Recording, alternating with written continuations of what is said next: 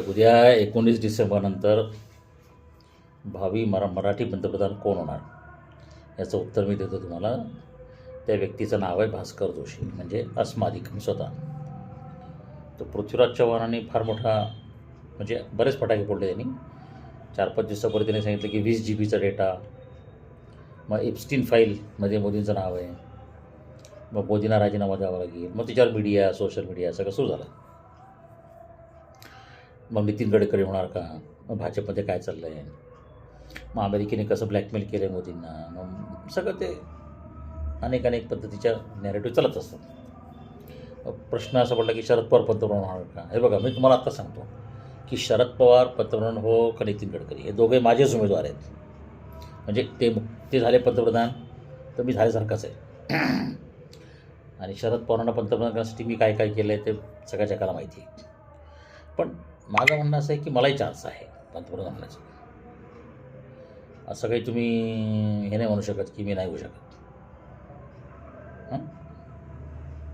गुलदाराला नंदा पंतप्रधान होतील असं कोणाला वाटलं होतं का.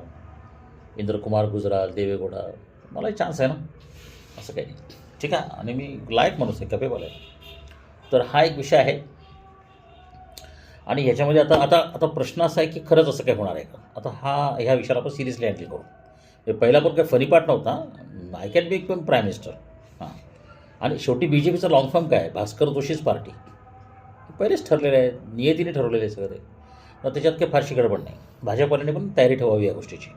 वेळ आली तर सगळ्यांना एकत्र येऊन मला सपोर्ट करावा लागेल पंतप्रधान होण्यासाठी. आता राजकारणाचा पार्ट जो असा आहे, हे जे राजकीय ब्लॅकमेलिंग असतं ना, हे चालत असतं जगभर.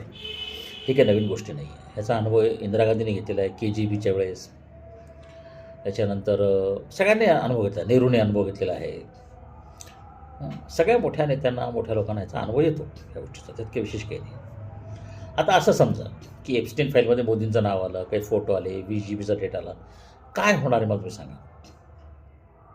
काय होणार आहे. समजा मोदींनी राजीनामा देऊन टाकला तर काय होईल मग तुम्ही सांगा. सरकार कोसळेल ना.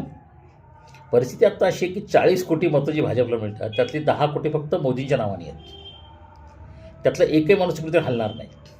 उद्या मोदींनी जसं MJP मोदी जनता पार्टीचं काढलं ना, तर कमीत कमी 70 खासदार त्यांनी लोन आणू शकतात स्वतःच्या नावावर. काय करणार तुम्ही.